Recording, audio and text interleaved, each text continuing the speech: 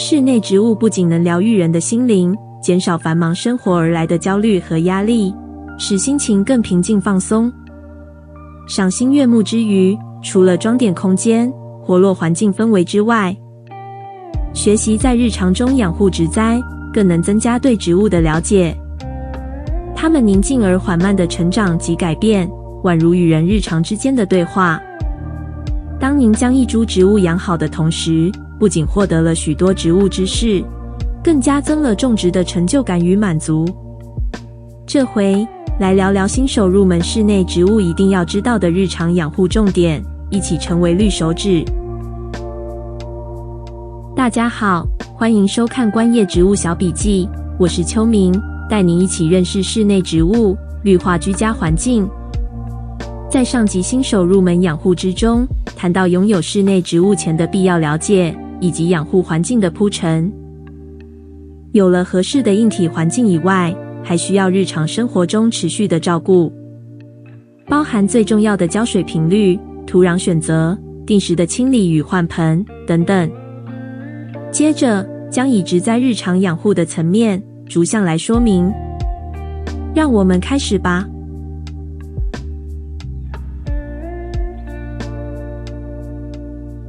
浇水是养好室内植物最重要的关键之一。过度缺水或是浇水浇太多，都是植物常见的死亡原因。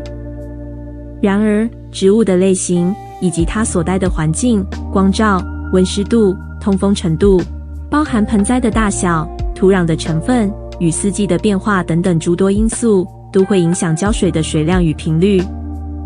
因此，日常中时常的观察总是不可少。经过观察，会渐渐找到适合植物的浇水节奏，以及季节更替之中植物最舒适的需水量。最好的浇水时机与频率，就是当土壤8-9分干燥时，再浇水浇透，也就是见干见湿。您可以提起植栽感受土壤的重量，或是以竹块插入土壤观察其湿度。若是盆气很重，代表水分仍很多，此时还不需浇水。若是很轻，或是竹块上没有沾黏土壤，就代表此时可以浇水了。每次浇水都要浇足浇透，让盆土完全接收水分，并且从盆底流出多余水分，代表土壤排水性良好，是健康的象征。也需将底盘的多余水分清除，避免积水。如果没有浇水浇透，久了之后，土壤会分层，排水性变差，影响植株的健康。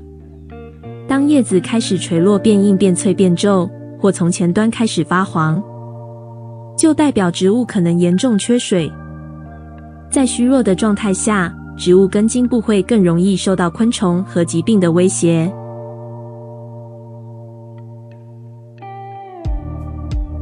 选择适合的土壤与适时的浇水同等重要。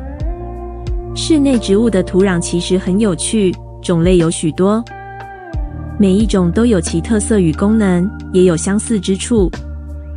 您可以选择2-3款土壤类型，依照居家环境以及植物的需求来做调配。室内植栽首重就是排水透气与保水性，让植物根部可以健康的呼吸。像是珍珠石、蛭石、椰茜土、发泡炼石、沙土都具有不同程度的透气和排水性，而泥炭土、蛭石则能够保持土壤的湿度。将不同种类的土壤混合使用，达到最佳的植栽效果。像是泥炭土混合一些珍珠石，如此能具有良好的保水性和一定程度的排水效果。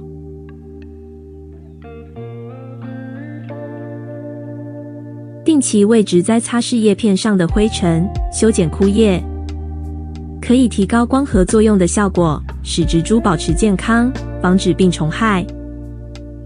植物也需要沐浴，除了日光浴之外，在早晚定时为植株喷雾，清洁叶片，洗去叶子上的虫卵，也能防止红蜘蛛或蓟麻等虫害的入侵。多数属雨林植物的室内植栽，在每次淋浴之后，叶片也会长得更鲜美好看。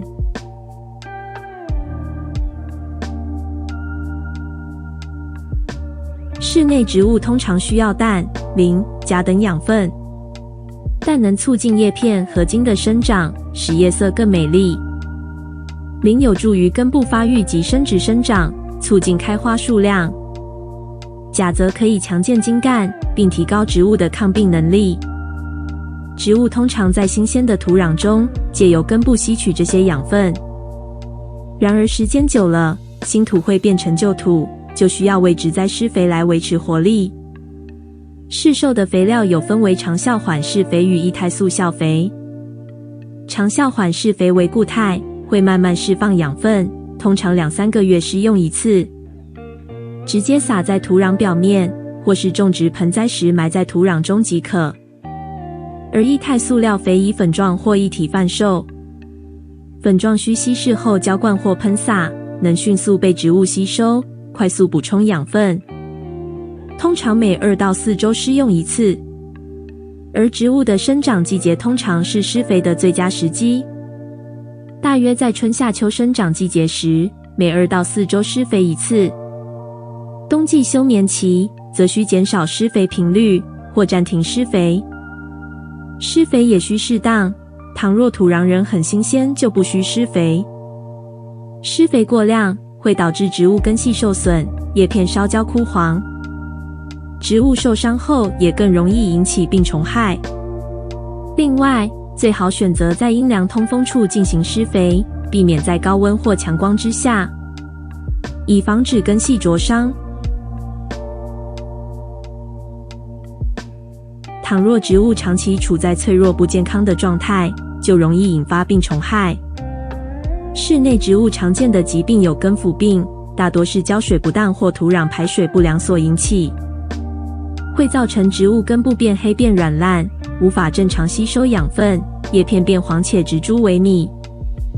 而常见虫害则有红蜘蛛、蚜虫、介壳虫、小黑飞、蓟马，它们都十分细小，多数会出现隐藏在植株的茎叶缝隙，啃食或吸食植株的汁液。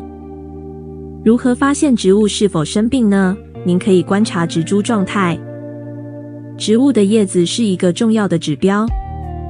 健康的植物叶片茂盛，叶色鲜绿有光泽。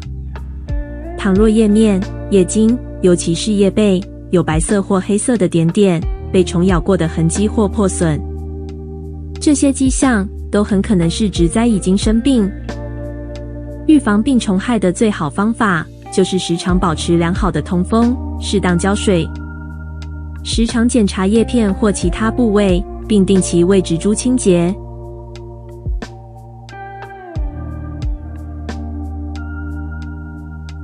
大部分植物是需要换盆的。随着植物长大，根系会生长得过于茂盛，盆土的营养会耗尽。